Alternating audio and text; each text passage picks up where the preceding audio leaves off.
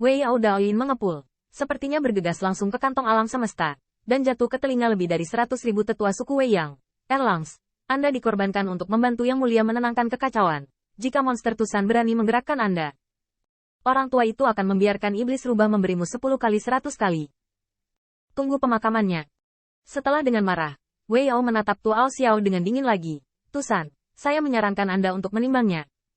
Berapa banyak yang masih Anda miliki di Tusan? Jika Anda sangat ingin bernyanyi dan bernyanyi bersama, bagaimana kalau membuat Anda seperti umat manusia? Wajah Tu Ao Xiao juga menjadi dingin. Dia menyingkirkan tas Qian Kun.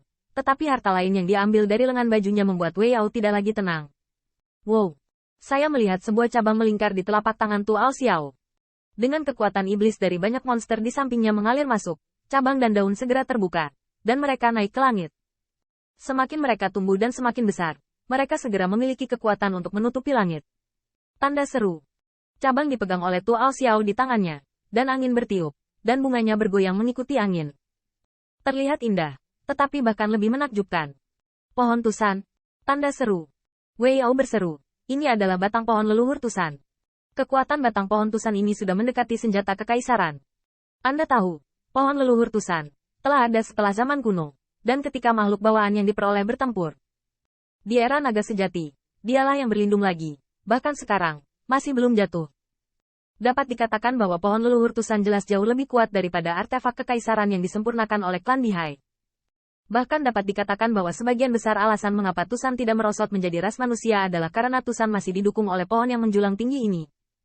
Kekuatan pohon leluhur Tusan, apalagi dia, adalah karakter seperti Kaisar Ke, yang tidak berani sombong di bawah pohon Tusan. Meskipun apa yang Tu Ao Xiao keluarkan kali ini hanyalah sekumpulan cabang Tusan, dengan penyembahan padanya dan banyak ras monster Tusan, kekuatannya meroket dengan kecepatan yang menakutkan. Cabang Tusan ada di tangan. Monster ini bekerja sama cukup untuk mengancamku. Wajah Wei Yao cemburu, dan dia mengorbankan cabang Tusan untuk melawannya.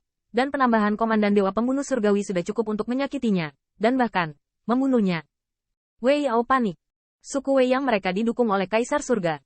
Dapat dikatakan bahwa kepentingan mereka terikat satu sama lain. Tidak apa-apa untuk setia kepada Kaisar Surga. Tetapi ketika datang untuk mengancam hidup mereka, tidak salah untuk tidak goyah.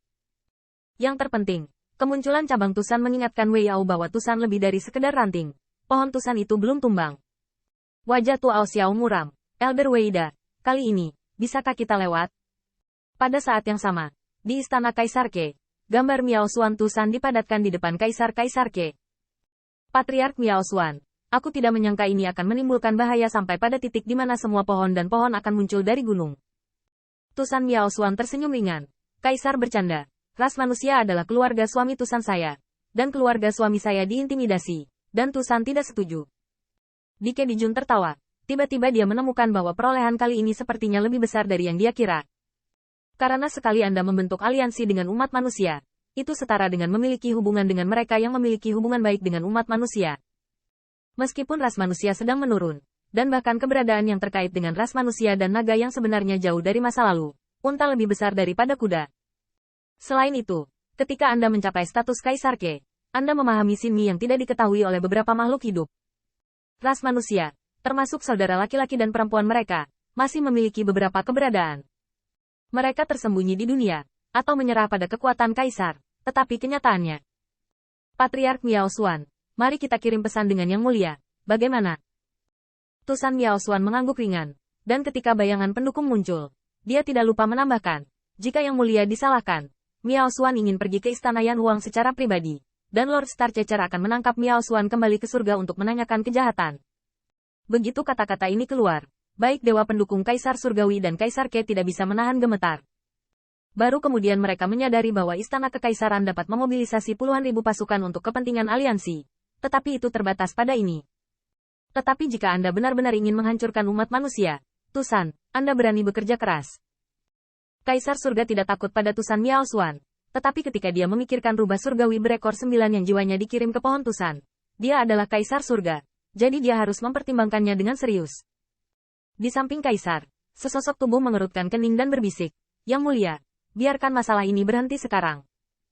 Sosok ini mengenakan jubah brokat, matanya berkilauan seperti cahaya, dan auranya tirani. Dan saat berbicara, tampaknya ada kebijaksanaan para dewa dunia. Ini adalah salah satu orang kepercayaan Kaisar, bernama Xuan Qi. Kaisar surga sangat marah. Hentikan. Puluhan juta pasukan saya telah dikirim. Mungkinkah tentara surgawi saya tidak sebanding dengan istana Kaisar? Xuan Qi menghela nafas dan berkata, para gangster ras manusia dalam masalah.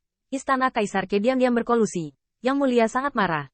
Menteri memahaminya dengan baik. Dan dia ingin membunuh sekelompok hewan murahan. Tapi, apa alasan yang mulia dan Kaisar Ke bersedia mengirimkan ribuan pasukan? Kaisar terkejut. Tentu saja karena dia tidak mengizinkan istana Kaisar Ke diserahkan oleh kota Feng Shui. Itu adalah kelompok kekuatan tempur yang sebanding dengan 10.000 singa.